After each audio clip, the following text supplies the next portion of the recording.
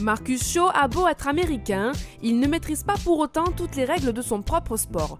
Marquer un touchdown, c'est bien. Fanfaronner avant de l'avoir marqué, c'est interdit. Alors que le Flash recevait les Templiers, le running back va se mettre en lumière dès l'entame du match sur une course dont il va être un peu trop fier. En effet, le coureur va célébrer son touchdown avant de pénétrer dans la end zone. Résultat des courses, touchdown refusé pour conduite antisportive, un point de règlement que l'ex-joueur NCAA aurait dû connaître aux grandes dames de son coach Mehdi Matala. Il est censé le savoir, il va falloir qu'on lui rappelle. C'est un joueur jeune avec les qualités et les défauts. Il a les qualités d'un joueur jeune, c'est qu'il est foufou et qu'il est capable de faire des jeux venus d'ailleurs. Par contre, voilà, là, il faut qu'il comprenne que à ce moment-là du match, c'était pas bien vu, quoi.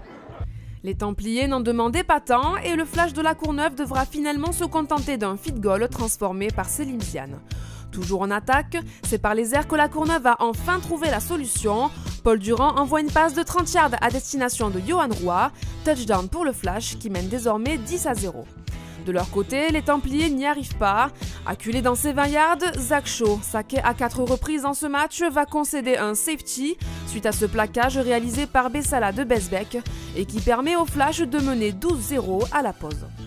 Au retour des vestiaires, les joueurs d'Emmanuel Charret repartent avec de bonnes intentions et c'est le running back Alexander Tsassong qui va se déjouer de la défense courneuvienne en inscrivant du bout des doigts le premier touchdown des Templiers dans ce match.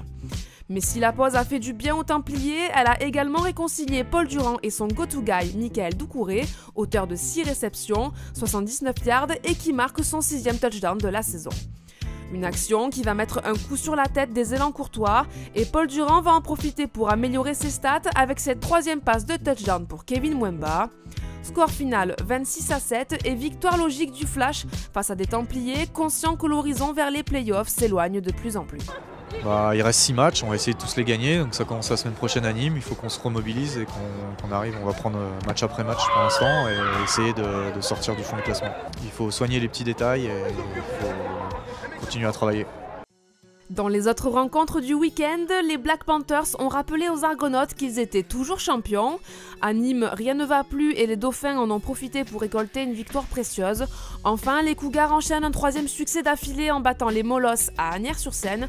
Une victoire qui leur permet de prendre désormais les rênes du classement élite, suivi de près par le Flash et les Black Panthers.